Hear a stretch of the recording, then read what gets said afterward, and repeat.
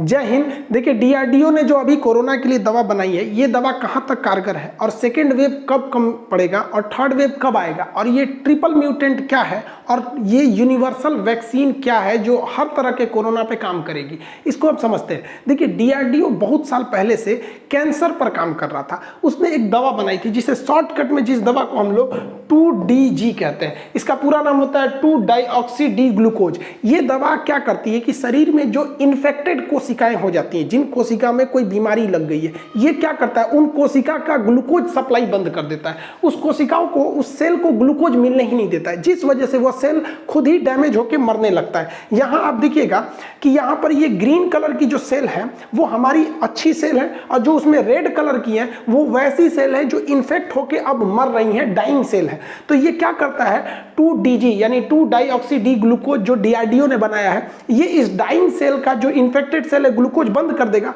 तो आने वाले कुछ वक्त में वो खुद ही वो कोशिकाएं मर जाएंगी और हमें एक फ्रेश कोशिका मिल जाएगी। ये डीआरडीओ की ओर से जारी किया गया है कि ऐसा शरीर जिसमें कोरोना था और फिर उसको जब हम लोगों ने 2DG दिया तो इसमें बहुत कम ही कोरोना बच गया। देखिए, ये दवा आपको कोरोना का इलाज पहली बात नहीं करता है, लेकिन आपको वेंटिलेटर और ऑक्सीजन डिमांड पर जाने नहीं देता है। इसलिए शुरू ही किया गया है कि new DRDO drug to be cut oxygen dependency. ये आपको ऑक्सीजन डिपेंडेंसी नहीं होने देगा, ये आपको होम आइसोलेशन या नॉर्मल बेड हॉस्पिटल तक ही जाकर आपको वापस रिकवर कराने में मदद करेगा। डीआरडीओ इसको पिछले साल से ही ट्राई कर रहा था, 2020 से। ऐसा नहीं है कि ये जल्दबाजी में लाया गया है। डीआरडीओ चूंकि सेना के लिए काम करती है, इसलिए इसके हर चीज को गुप्त रखा जाता है, अचानक होने के बाद ही इसको प्रकाशित किया जाता है। डीआरडीओ और भारत की प्रतिष्ठित कंपनी डॉक्टर रेड्डी द्वारा इसे मिलकर बनाया जा रहा है। यह दोनों देश के निर्माण में काफी अग्रिम भूमिका निभाती है। देश में कोरोना की जो जांच में लेट लतीफी हो रही है, इससे और भी वो वायरस फैल रहा है, क्योंकि रिपोर्ट जब तक नहीं आ रही है वो इंसान खुलेआम घूम रहा है छुट्टा सांड की तरह और दूसरे को कोरोना बांट रहा है।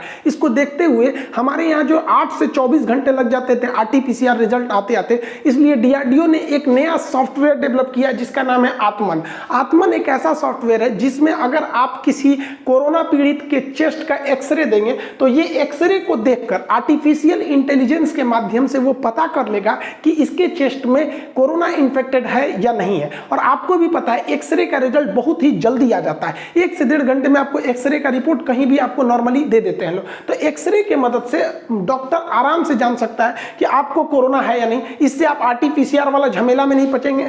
और दूसरा जो सीटी स्कैन है, इस सीटी स्कैन में कई बार ऐसा भी हो गया है कि सीटी स्कैन के रिपोर्ट पर आप टोटली नहीं जा सकते, क्योंकि सीटी स्कैन बस ये बताता है कि आपके फेफड़े में कितना इन्फेक्शन है। जरूरी नहीं है कि आपके फेफड़े में ज्यादा इन्फेक्शन हो चुका है तो आप ठीक नहीं हो सकते, रिकवर नहीं हो सकते। इस पे एम्स के डायरेक्टर ने भी इस पे कहा था कि हमें पूरी तरह से सीटी स्कैन के रिपोर्ट पर आश्रित नहीं रहना चाहिए। तो ये तो टाइम बचाएगा। दूसरा, हमारे जो देश के बड़े उद्योगपति हैं मुकेश अंबानी जी, इन्होंने क्या किया, इजराइल की एक कंपनी से समझौता किया और यह कंपनी क्या करती है, क्विक ब्रेथ टेस्ट करती है। क्विक ब्रेथ टेस्ट मतलब सांस से ही पता कर लेती है कि आपके सांस में कोरोना वायरस है या नहीं है। इससे केवल 10 सेकंड में आपको पता चल जाएगा कि आपको कोरोना है या नहीं है। आपको ही पता होगा, न्यूजीलैंड ऑस्ट्रेलिया जो है कोरोना को तो हरा दिए, लेकिन क्योंकि ये देश भी बड़े हैं और आबादी भी कम है। लेकिन इजराइल एक बहुत ही छोटा देश है और काफी पैक्ड है और टेक्नोलॉजी के मामले में बहुत आगे है। तो इजराइल ने अपने हर एक लोगों को जांच इसी टेक्नोलॉजी से किया था। इसमें ब्रेथ के माध्यम से आपके सांस को लिया जाता है और जैसे आप इसमें सांस छोड़ते हैं, जिस तरह से आप शराब पिए हैं या नहीं पिए हैं, ट्रैफिक पुलिस आपके सांस से जो भाप निकलती है उससे बता देता है कि आप ड्रिंक किए हैं कि नहीं। उसी तरह ये 10 सेकंड में आपको बता देगा कि आप कोरोना पॉजिटिव हैं या नहीं है। इस बीच जो कोरोना का ट्रिपल म्यूटेंट था वो भी भारत में पांव पसार रहा था,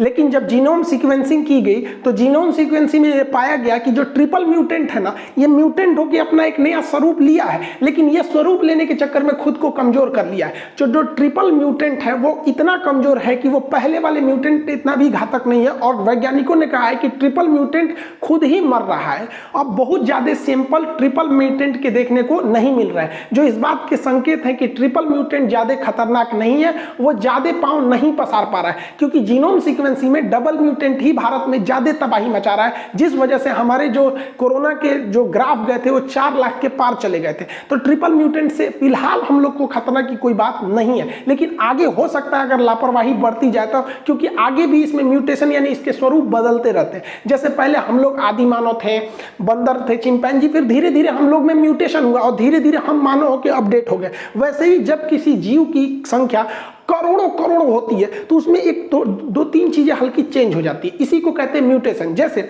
आप अपना ही साइन करते हैं, आप 100 बार साइन कीजिएगा तो जो पहला साइन है और जो 100 नंबर पे साइन किए उसमें चेंजिंग आ जाएगी। तो पहले की तुलना में जो 100 बार साइन किए उसमें हल्का सा म्यूटेट हो जाएगा, तो उसी को कहेंगे म्यूटेशन हो गया। आप अपना ही सिग्नेचर आप क्या कीजिए 10,000 बार मारिए, देखिए उसमें कई जगह आपको म्यूटेशन यानी चेंजिंग दिखेगी। तो किसी भी चीज में बहुत जल्दी जल्दी अगर एप्लीकेशन होता है तो उसमें म्यूटेशन और ज्यादा देखा जाता है। म्यूटेशन एक नॉर्मल चीज है, हमारे शरीर में भी म्यूटेशन होते रहता है, नॉर्मल चीज है यहाँ पे। अब रही बात सेकेंड, जो डबल म्यूटेशन था जो भारत में तबाही मचाया, जिससे सेकेंड वेव आया था, तो सेकेंड वेव जो है अब धीरे धीरे अपने सेचुरेशन पॉइंट पे आ गया है। हम शुरू से कह रहे थे आपको कि सेकेंड वेव जो है वो 15 से 20 मई के बीच में आपका आराम से मतलब यहां तक सेचुरेट हो जाएगा। अब देखेंगे कि अब जो हमारा जो केस था 4 लाख के क्रॉस कर रहा था, अब 3,90,000 के इर्द गिर्द रह रहा है। और ये 15 से 20 मई आते आते हम इस पे कंट्रोल कर लेंगे। महाराष्ट्र, उत्तर प्रदेश, दिल्ली, ये लोग जो है वो सेकेंड वेव के पीक तक पहुंच चुके हैं, अब ये लोग डिक्लाइन करेंगे। लेकिन अफसोस की बात ये है कि महाराष्ट्र और दिल्ली के जिन जगहों पे कोरोना था वो तो डाउन हो रहा है, लेकिन कई नए ऐसे जगह हैं जहां कोरोना नहीं था, वहां से भी मरीज अब मिलने लगे हैं। तो सेकेंड वेव का पीक लगभग हम पीक के पास पहुंच रहे हैं। सब लोग के लिए यही एक समय सबसे क्रूशियल है, क्योंकि इस समय जो पकड़ाएगा पीक पर कोरोना, उनको एकदम पीक पे पहुंचा देगा, कोरोना एकदम ऊपर पहुंचा देगा। क्योंकि नाव हमेशा किनारे पे डूबती है और पूरे देशवासी लोग कंट्रोल कर लिए 15 से 20 मई का, ये नाव हमारा किनारे पे आ गया। यहां जो पकड़ाएंगे उनकी नैया टाइटेनिक की तरह डूब जाएगी। कुछ लोग का कहना है कि कोरोना कभी जाएगा ही नहीं, ऐसा बात नहीं है। देखिए थर्ड वेव जरूर आएगा, लेकिन इतिहास से सीखिए कि किसी भी बीमारी का, चाहे वो स्पेनिश फ्लू हो, सबसे खतरनाक होता है सेकेंड वेव, उसके बाद फर्स्ट वेव। तो हम लोग फर्स्ट वेव झेल चुके हैं, सेकेंड वेव झेल रहे हैं, थर्ड वेव खतरनाक नहीं होता है। अब भारत में भी कोरोना का थर्ड वेव उतना खतरनाक नहीं होगा जो अक्टूबर या सितंबर के महीने में आएगा। हम लोग सितंबर से अक्टूबर के राउंड द फिगर हम लोग थर्ड वेव को देखेंगे, लेकिन उस वक्त तक हम थर्ड वेव पर काबू पा चुके रहेंगे। क्योंकि जब तक थर्ड वेव आएगा हमारी कुल जनसंख्या का 15% लगभग जनसंख्या डायरेक्टली या इनडायरेक्टली कोरोना से जंग जीत चुकी रहेगी। हम बहुत से ऐसे लोग हैं जो कोरोना हुआ ठीक भी हो गया, उन्हें पता भी नहीं चला। तो 15% तो ऐसे लोग हैं जो कोरोना से लड़ चुके रहेंगे, और 15% जो बच्चे हैं जिन्हें किसी भी वैक्सीन की जरूरत नहीं है। और अक्टूबर का महीना आते आते हम लोग अपने लगभग 40% जनसंख्या को वैक्सीनेट कर चुके रहेंगे। तो इस हिसाब से अगर हम देखते हैं तो उस समय तक हमारी 70% जो आबादी रहेगी अक्टूबर के महीने में, वो कोरोना से सेफ हो चुकी रहेगी। उन्हें डेथ थ्रेट नहीं रहेगा कि वो मर जाएंगे। केवल 30% ही लोग हैं जिन पर खतरा मंडराएगा। तो 30% लोगों को लिए उस समय तक अवेलेबल बेड रहेंगे, ऑक्सीजन की किल्लत नहीं आएगी, वहां वेंटिलेटर की कमी नहीं रहेगी।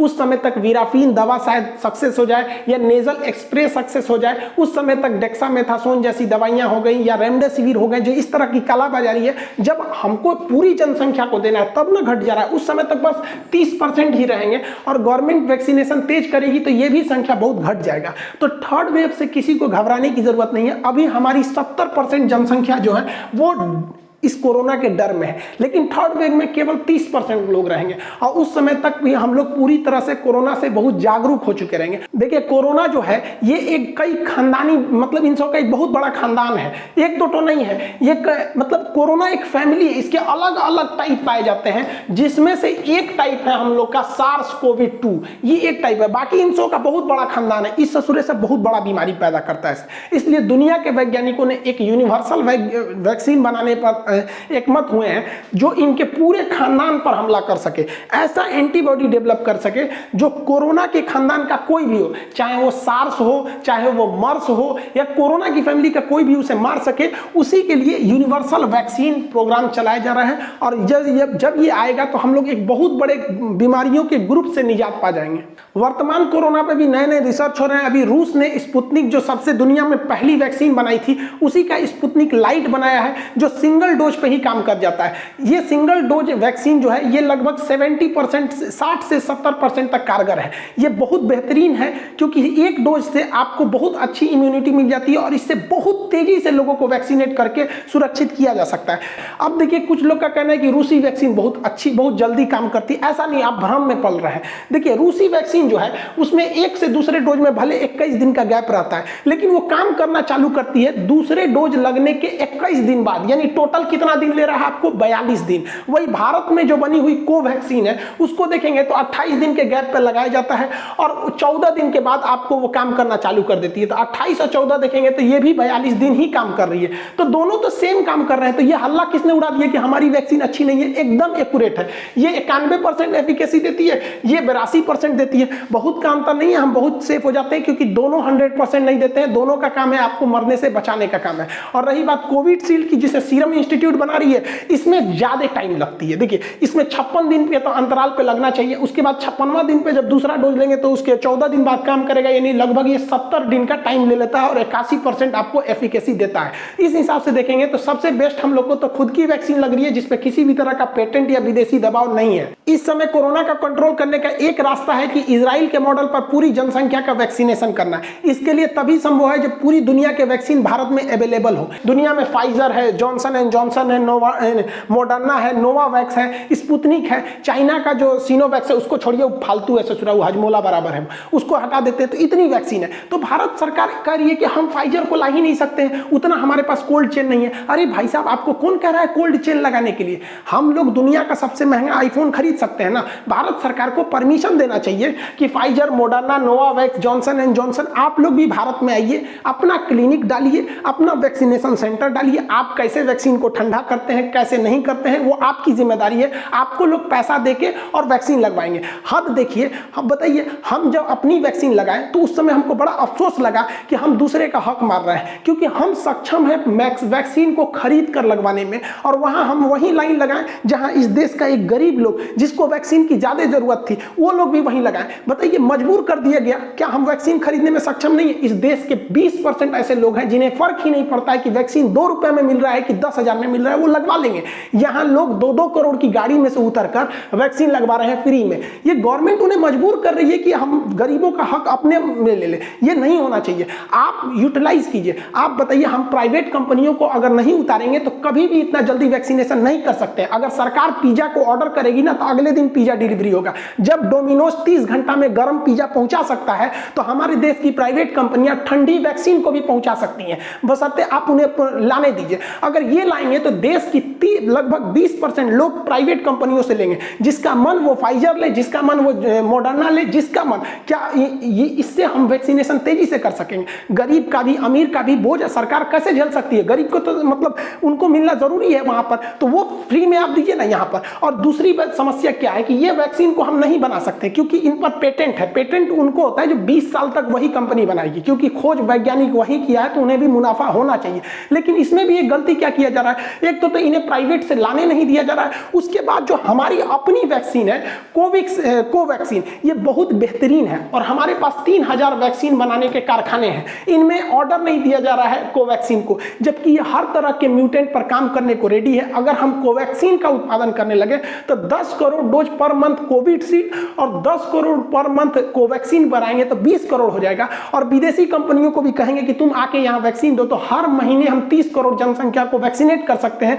आज से अब तक 20 करोड़ वैक्सीन लगाया गया है और अगर देखेंगे तो 120 करोड़ मतलब ओवरऑल 100 करोड़ जनसंख्या बच रही है। 3 महीने में हम उन्हें वैक्सीनेट कर सकते हैं। हालांकि दुनिया इस वैक्सीन पर पेटेंट को मतलब हटाने की बात कर रही है। पेटेंट क्या चीज है, ये WTO की ट्रिप्स समिट में क्या है, इसको हम नेक्स्ट वीडियो में कभी बताएंगे।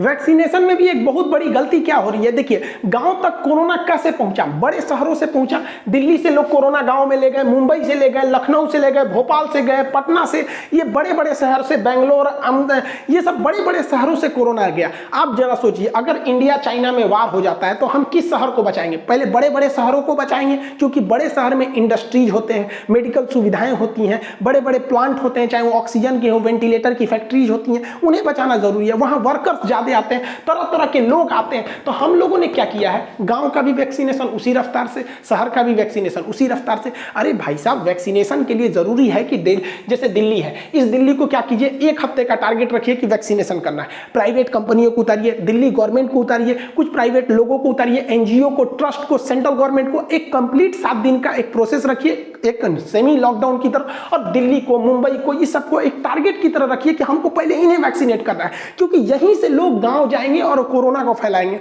आप बताइए, जितने गांव के लोगों को कोरोना हुआ है, क्या गांव से कोरोना आया था? शहर से ही तो लेके गए थे लोग, लेकिन शहरों में वही रफ्तार है। अगर हम अपने शहरों में कोरोना को काबू कर लेंगे तो शहरों में हमारी इकोनॉमी भी चलती रहेगी, बड़े शहरों में ही उद्योग धंधे चलते रहेंगे और वहां गांव तक कोरोना नहीं फैलेगा। गांव में वैक्सीनेशन जो है वो थोड़ा मतलब उसकी तुलना में शहरों का वैक्सीनेशन तेज होना चाहिए। थैंक्स कहना चाहते हैं हम सोनू निगम जी को, जो आप हमसे हर मायने में बड़े हैं, हमसे नेम फेम, हमसे उम्र में, तजुर्बे में, हर चीज़ में बड़े हैं। बावजूद आपकी जो भाषा है, जो आपका संस्कार है, ये देख के काफ़ी खुशी होती है कि ये केवल हिंदुस्तान में ही पॉसिबल है। हमारी जो संस्कृति है, जो एक दूसरे के प्रति आदर की भावना है, आपको देख के पता नहीं क्यों ऐसा लगता है कि मतलब अगर कोई विदेश चला जाए भारत को छोड़ के तो बेशक वह पैसे कमा सकता है, बहुत आगे जा सकता है, लेकिन जो एक दूसरे के प्रति प्रेम की भावना है, जो भाषा की मर्यादा, जो संस्कार है, वो केवल यहीं मिल सकता है। इसीलिए हमारी संस्कृति सबसे अलग मानी जाती है। हम आपसे उम्र में क्या बताएं, आप आधे हैं, आपने सही बोला, हम आपसे उम्र में बहुत छोटे हैं, बट फिर भी आपका अपने छोटों के प्रति ये जो प्रेम की भाव है, शायद ये मिसाल बने लोगों के लिए। बहुत बहुत आपका थैंक्स। आपका गाना सुन के हम लोग, मेरी पूरी फैमिली के साथ हम लोग सुनते थे उस गाने को। हम कभी सोचे नहीं थे कि आप हमें भी जानेंगे। आप कभी पटना आए तो ज़रूर एक बार मौका दें हमें।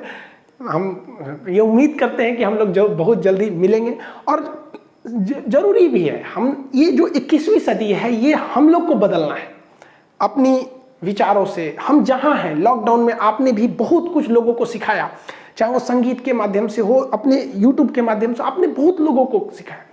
तो ये 21वीं सदी हमें सबको मिलकर इस देश को बदलना है। आपका बहुत बहुत थैंक्स सोनू निगम जी। हम उम्मीद करते हैं आप तक ये बात मेरी पहुँचेगी और हम लोग शायद ज़रूर मिले। मेरा एक सपना रहेगा आपसे मिलना। एक बंदा है जिसको आप लोग सुनो और देखो, मैं तो उसके प्यार में पड़ गया हूँ। वो है Khan sir. Oh my God, उस आदमी को तो पद्मश्री मिलना चाहिए जल्दी। He is a 26-27 year old boy, I would say, and what a wonderful teacher he is. उनको तो मैंने भी अपना गुरु मान लिया है, कितनी बातें सीखा हूँ उनसे। तो अगर आपको मौका मिले तो खान सर के पास जरूर जाना। वो इतनी बड़ी बड़ी बातों को इतनी अच्छी तरह सिखाते हैं। है तो मुझसे बहुत छोटा, मेरे से आधी उम्र का है ऑलमोस्ट, लेकिन मैं क्योंकि उतना अच्छा टीचर है तो मैं उनको इज्जत से कहूँगा कि वो इतना अच्छा सिखाते हैं, इतनी अच्छी अच्छी बातें बताते हैं, और उनका नज़रिया इतना निष्पक्ष है। वो ना लेफ्ट है ना राइट है। ये बात मुझे पसंद है उनकी। जहाँ गवर्नमेंट की बुराई करनी होती है वहाँ करते भी हैं, और जहाँ गवर्नमेंट का साथ देना होता है वहाँ भी साथ देते हैं। सो इज अ निष्पक्ष guy and I love him. So अगर खान सर आप इसे देख रहे हैं तो मेरी तरफ से आपको बहुत बहुत आशीर्वाद, बहुत बहुत दुआएं और बहुत बहुत प्यार। Keep up the good work and I love you very much. मैं फिर आपकी और आहिस्ता आहिस्ता यूट्यूब में देख के आपसे और बहुत सारी बातें सीखना चाहता हूँ। God bless everyone and please check out Khan sir. मिलेंगे नेक्स्ट क्लास में। जय हिंद।